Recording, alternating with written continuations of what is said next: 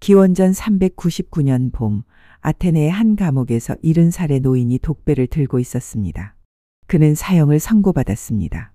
죄목은 젊은이들을 타락시키고 신들을 부정했다 는 것이었습니다. 제자들이 그의 주위에 모여 눈물을 흘렸습니다. 그들은 탈옥을 제안했습니다. 돈은 이미 준비되어 있었고 간수들도 매수되어 있었습니다.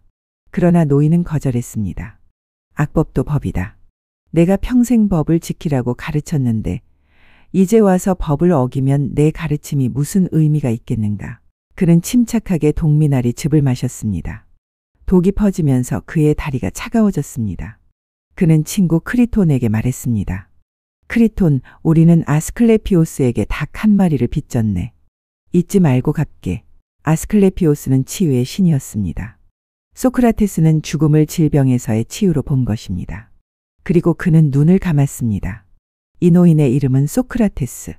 그리고 그의 죽음을 목격한 젊은이 중 하나가 있었습니다. 28살의 귀족 청년 플라톤이었습니다. 소크라테스의 죽음은 플라톤을 철학자로 만들었습니다. 그는 평생을 스승의 가르침을 기록하고 발전시키는 데 바쳤습니다. 그리고 그 과정에서 서양 철학의 기초를 놓았습니다. 플라톤은 기원전 428년경 아테네에서 태어났습니다. 그의 본명은 아리스토클레스였지만 넓은 어깨 때문에 플라톤, 넓다는 뜻이라는 별명으로 불렸습니다. 그는 아테네의 명문가 출신이었습니다. 아버지 쪽으로는 아테네의 마지막 왕의 후손이었고 어머니 쪽으로는 솔론의 친척이었습니다. 그는 부유하고 교육받은 환경에서 자랐습니다. 젊은 플라톤은 정치에 관심이 있었습니다. 당시 아테네는 펠로폰네소스 전쟁 기원전 431년부터 -404년까지의 혼란을 겪고 있었습니다. 전쟁이 끝나고 스파르타가 승리하자 아테네에는 30인 참주라는 과두 정권이 들어섰습니다. 플라톤의 친척들도 이 정권에 참여했습니다. 그들은 플라톤을 정치에 끌어들이려 했습니다. 그러나 30인 참주는 잔혹했습니다. 그들은 수많은 사람들을 처형했습니다. 플라톤은 환멸을 느꼈습니다. 얼마 후 민주정이 회복되었습니다. 그러나 이 민주정은 기원전 399년에 소크라테스를 사형에 처했습니다. 플라톤은 다시 한번 환멸을 느꼈습니다. 과두정도, 민주정도 정의롭지 못했습니다. 소크라테스의 죽음 후 플라톤은 아테네를 떠나 여행을 했습니다. 그는 메가라, 키레네, 이집트, 남부 이탈리아, 시칠리아를 방문했습니다. 남부 이탈리아에서 그는 피타고라스 학파와 만났고 그들의 수학과 신비주의에 깊은 영향을 받았습니다. 시칠리아의 시라쿠사에서 플라톤은 참주 디오니시오스 1세를 만났습니다. 플라톤은 그를 철학자 왕으로 만들려고 시도했지만 실패했습니다. 디오니시오스는 플라톤을 노예로 팔아버렸습니다. 다행히 친구가 그를 구출했습니다. 기원전 387년경 40살의 플라톤은 아테네로 돌아와 아카데메이아를 설립했습니다. 이것은 서양 최초의 대학이었습니다. 아카데메이아는 아테네 외곽의 영웅 아카데모스의 숲에 위치했습니다. 그곳에서 플라톤과 그의 제자들은 철학, 수학, 천문학, 정치학을 연구했습니다. 입구에는 기하학을 모르는 자는 들어오지 말라 는 문구가 걸려 있었다고 전해집니다. 아카데메이아는 거의 1000년 동안 지속되었습니다. 그곳에서 수많은 위대한 사상가들이 배출되었습니다. 가장 유명한 제자는 아리스토텔레스였습니다. 아리스토텔레스는 17살에 아카데메이아에 입학하여 20년 동안 그곳에서 공부했습니다. 플라톤은 38편의 대화편을 썼습니다. 대부분은 소크라테스를 주인공으로 하는 대화 형식입니다. 초기 대화편들 변명, 크리톤, 에우티프론 등은 역사적 소크라테스를 비교적 충실히 반영합니다. 중기 대화편들 국가, 파이돈, 향연 등에서는 소크라테스가 플라톤 자신의 철학을 표현합니다. 후기 대화편들 파르메니데스, 티마이오스, 법률 등에서는 소크라테스의 역할이 줄어들거나 사라집니다. 플라톤의 핵심 철학은 이데아론입니다. 그것은 다음과 같은 질문에서 시작됩니다. 우리는 어떻게 보편적인 것을 알 수 있을까요? 예를 들어 우리는 많은 아름다운 것들을 봅니다. 아름다운 사람, 아름다운 그림, 아름다운 음악. 그런데 우리는 어떻게 이것들이 모두 아름답다 는 것을 알 수 있을까요? 이것들은 서로 매우 다른데 말입니다. 플라톤의 답은 이렇습니다. 우리는 아름다움 자체, 즉 아름다움의 이데아를 알고 있기 때문입니다. 개별적인 아름다운 것들은 이 이데아에 참여하거나 이데아를 모방합니다. 이데아는 완전하고 영원하며 불변합니다. 그러나 감각 세계의 사물들은 불완전하고 일시적이며 변합니다. 이 아름다운 꽃은 시들 것입니다. 이 아름다운 사람은 늙을 것입니다. 그러나 아름다움 자체, 이데아는 결코 변하지 않습니다. 플라톤에 따르면 이데아의 세계가 진정한 현실입니다. 감각 세계는 단지 그림자, 불완전한 모방일 뿐입니다. 이것을 설명하기 위해 플라톤은 동굴의 비유를 제시합니다. 국가 제7권에 나오는 이 비유는 철학사에서 가장 유명한 비유 중 하나입니다. 상상해 보십시오. 사람들이 동굴 안에 묶여 있습니다. 그들은 태어날 때부터 그곳에 있어서 동굴의 벽만 볼 수 있습니다. 그들 뒤에는 불이 있고 불과 그들 사이에서 사람들이 여러 물건들을 들고 지나갑니다.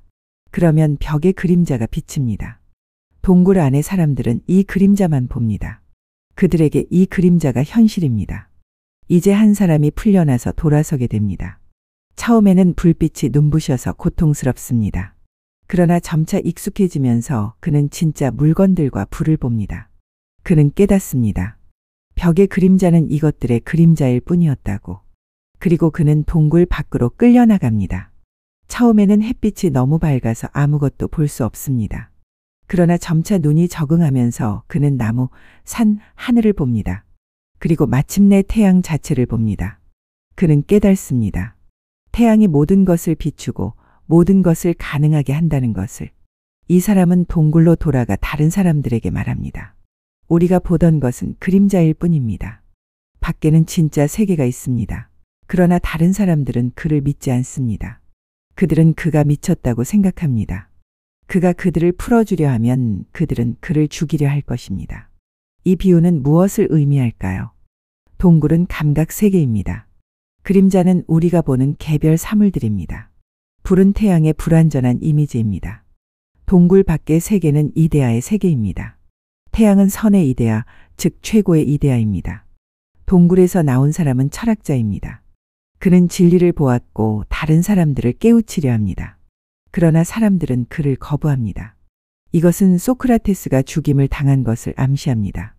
플라톤의 인식론은 상기설입니다. 우리는 어떻게 이데아를 알 수 있을까요? 감각은 이데아를 보여주지 못합니다. 플라톤의 답은 놀랍습니다. 우리의 영혼은 태어나기 전에 이미 이데아를 알고 있었습니다. 배움은 사실 기억입니다. 우리가 무언가를 배운다고 할 때 우리는 실제로 영혼이 이미 알고 있던 것을 상기하는 것입니다. 플라톤은 메논에서 이것을 보여줍니다.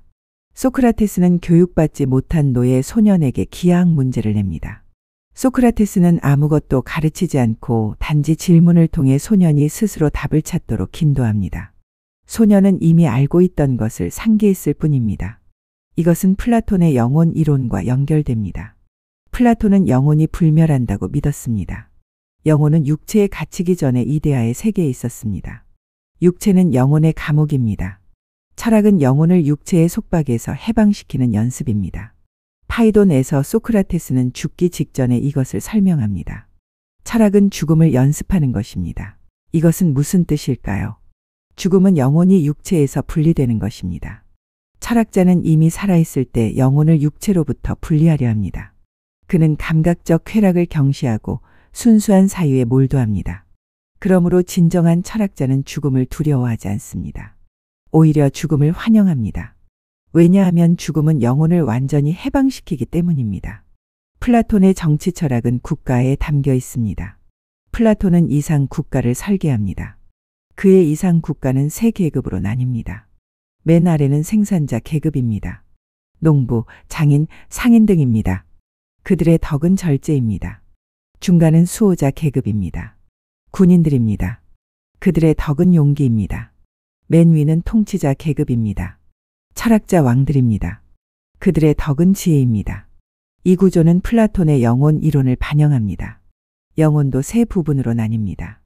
욕망적 부분 생산자 계급에 대응, 기계적 부분 수호자 계급에 대응, 이성적 부분 통치자 계급에 대응. 정의로운 국가는 각 계급이 자신의 역할을 수행하는 국가입니다. 정의로운 영혼은 각 부분이 조화를 이루고 이성이 지배하는 영혼입니다. 플라톤의 이상 국가에서 가장 논란이 되는 부분은 철학자 왕 개념입니다. 플라톤은 말합니다. 철학자들이 왕이 되거나 왕들이 진정으로 철학을 하지 않는 한 국가의 불행은 끝나지 않을 것이다. 왜 철학자가 통치해야 할까요? 왜냐하면 철학자만이 진정한 지식, 즉 이데아에 대한 지식을 가지고 있기 때문입니다. 보통 사람들은 의견만 가지고 있습니다. 의견은 변하고 불확실합니다. 그러나 지식은 확실하고 불변합니다. 통치는 기술입니다. 그리고 모든 기술에는 전문가가 필요합니다. 우리는 아플 때 의사를 찾고 집을 지을 때 건축가를 찾습니다. 마찬가지로 국가를 통치할 때는 정치의 전문가, 즉 철학자를 찾아야 합니다. 플라톤의 이상 국가는 또한 공산주의적 요소를 포함합니다. 수호자와 통치자는 사유 재산을 가질 수 없습니다. 그들은 공동으로 식사하고 공동으로 살아갑니다. 심지어 가족도 폐지됩니다. 아이들은 국가가 양육합니다. 플라톤은 또한 여성도 남성과 동등하게 교육받고 통치할 수 있다고 주장했습니다. 이것은 당시로서는 매우 급진적이었습니다. 플라톤의 이상 국가는 많은 비판을 받았습니다. 그것은 전체주의적이고 개인의 자유를 억압하며 비현실적이라는 비판입니다. 심지어 플라톤 자신의 제자 아리스토텔레스도 스승의 이상 국가를 비판했습니다. 플라톤은 이상 국가를 실제로 실현하려고 시도했습니다. 그는 2번 더 시칠리아를 방문하여 시라쿠사의 새로운 참주 디오니시오스 2세를 철학자 왕으로 만들려 했습니다. 그러나 2번 모두 실패했고 플라톤은 거의 목숨을 잃을 뻔했습니다. 플라톤의 우주론은 티마이오스에 나옵니다. 플라톤에 따르면 세계는 데미우르고스, 즉 장인 신에 의해 창조되었습니다. 데미우르고스는 이데아를 모델로 삼아 물질 세계를 만들었습니다. 그러나 물질은 불완전하므로 세계는 이데아의 불완전한 모방일 수밖에 없습니다. 플라톤은 또한 세계 영혼이 세계를 움직인다고 믿었습니다. 우주는 살아있는 생명체입니다. 별들과 행성들도 신적이고 지성적입니다. 플라톤의 철학은 서양 사상에 엄청난 영향을 미쳤습니다. 화이트헤드는 말했습니다. 서양 철학의 전통은 플라톤에 대한 일련의 각주로 특징 지어질 수 있다. 이것은 과장이 아닙니다. 플라톤은 형이상학, 인식론, 윤리학, 정치철학, 미학의 기본 문제들을 제기했고 이 문제들은 지금까지도 철학자들을 사로잡고 있습니다. 기독교는 플라톤 철학에 깊은 영향을 받았습니다. 아우구스티누스와 같은 초기 교부들은 플라톤주의자였습니다. 이데아의 세계는 하늘나라가 되었고 감각 세계는 타락한 지상 세계가 되었으며 영혼의 불멸은 기독교 교리의 일부가 되었습니다. 르네상스 시대에는 플라톤이 재발견되었습니다. 메디치 가문의 후원 아래 마르실리오 피치노가 플라톤의 모든 대화편을 라틴어로 번역했습니다. 플라톤 아카데미가 피렌체에 설립되었습니다. 근대 철학자들도 플라톤의 영향을 받았습니다. 데카르트의 정신과 물질의 이원론은 플라톤적입니다. 라이프니츠의 단자론은 플라톤의 이데아와 유사합니다. 칸트의 물 자체는 플라톤의 이데아를 상기시킵니다. 그러나 플라톤은 또한 비판받았습니다. 니체는 플라톤을 격렬하게 공격했습니다. 니체는 플라톤이 삶을 부정하고 현실 세계를 경시하며 허구의 진정한 세계를 발명했다고 생각했습니다. 이것은 허무주의의 시작입니다. 20세기의 논리실 증주의자들은 플라톤의 이데아론을 의미 없는 형이상학으로 거부했습니다. 그들은 우리는 경험할 수 없고 이데아는 경험할 수 없으므로 이데아에 대한 이야기는 무의미하다고 주장했습니다. 포퍼는 플라톤의 정치 철학을 전체주의의 선구로 비판했습니다. 열린 사회와 그 적들에서 포퍼는 플라톤을 자유의 적으로 묘사합니다. 오늘날 우리는 플라톤에게서 무엇을 배울 수 있을까요? 첫째, 현실 너머를 보는 것의 중요성입니다. 우리는 종종 눈에 보이는 것에만 집중합니다. 돈, 명예, 외모? 그러나 플라톤은 우리에게 더 깊은 것을 보라고 초대합니다. 진정한 가치는 무엇입니까? 진정한 아름다움은 무엇입니까? 진정한 정의는 무엇입니까? 이런 질문들은 여전히 중요합니다. 둘째, 교육의 가치입니다. 플라톤의 동굴 비유는 교육의 우화입니다. 교육은 단순히 정보를 전달하는 것이 아닙니다. 그것은 변화입니다. 학생을 어둠에서 빛으로 인도하는 것입니다. 진정한 교육은 세상을 보는 방식을 바꿉니다. 셋째, 지도자의 자질입니다. 플라톤의 철학자 왕개념은 비현실적일 수 있습니다. 그러나 그것이 제기하는 질문은 여전히 유효합니다. 어떤 사람이 통치해야 합니까? 우리는 인기 있는 사람을 원합니까? 아니면 지혜로운 사람을 원합니까? 현대 민주주의는 종종 인기에 기반합니다. 그러나 인기가 항상 지혜를 의미하지는 않습니다. 넷째, 영원한 가치의 추구입니다. 현대 사회는 상대주의적입니다. 모든 것이 의견이고 모든 의견이 똑같이 타당하다고 여겨집니다. 그러나 플라톤은 절대적 진리와 절대적 선이 존재한다고 주장합니다. 이것은 오만한 주장일 수 있습니다. 그러나 그것은 또한 깊은 갈망을 표현합니다. 변하지 않는 무언가, 의지할 수 있는 무언가를 찾으려는 갈망. 다섯째, 영혼 돌보기의 중요성입니다. 소크라테스는 너 자신을 알라 고 가르쳤고 플라톤은 이것을 발전시켰습니다. 우리는 바깥 세계를 정복하려 하지만 우리 자신의 내면을 소홀히 합니다. 플라톤은 우리에게 상기시킵니다. 영혼을 돌보는 것이 가장 중요합니다. 오늘 밤 플라톤의 연습을 해보십시오. 당신이 가치 있다고 여기는 것을 생각해 보십시오. 그것이 정말로 가치 있습니까? 아니면 그것은 단지 그림자입니까? 더 깊은 가치가 있습니까? 예를 들어 당신이 돈을 원한다면 왜 원합니까? 돈 자체 때문입니까? 아니면 돈이 제공하는 무언가 안전, 자유, 즐거움 때문입니까? 그리고 그것을 원하는 이유는 무엇입니까? 이렇게 계속 물어가십시오. 당신은 점점 더 근본적인 가치에 도달할 것입니다. 이것이 플라톤의 변증법입니다. 표면에서 본질로 나아가는 것입니다. 플라톤은 2400년 전에 죽었습니다. 그러나 그의 질문들은 여전히 살아있습니다.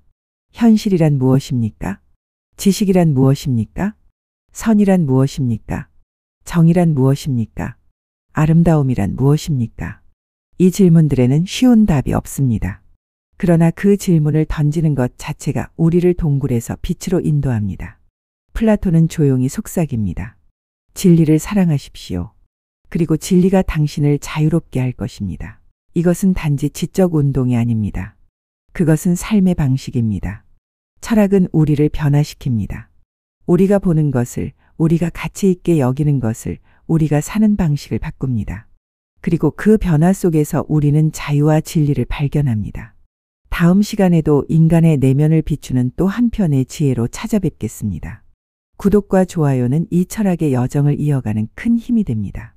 오늘도 시청해 주셔서 감사합니다. 당신의 영혼이 그림자를 넘어 빛을 향해 나아가는 밤 되시기 바랍니다.